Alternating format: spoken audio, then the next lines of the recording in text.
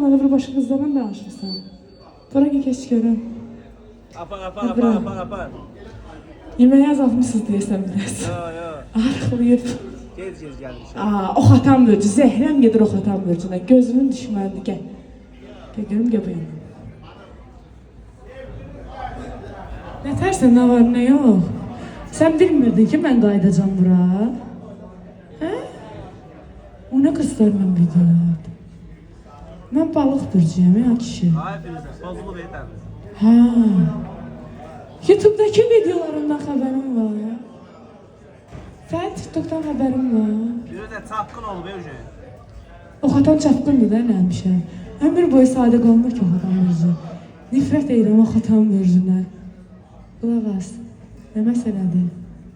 Nə məsələdir? Hə, kişi, bu neçəncidir? Necədir və bağışlayacağım mən səni? Bilirsən neçənci xəyanətimdir? Sənə deməmişəm məndən başqa heç kimə. Video çəkmə. Qoy dişim buradan söhbət edəcəm sənə. Hamı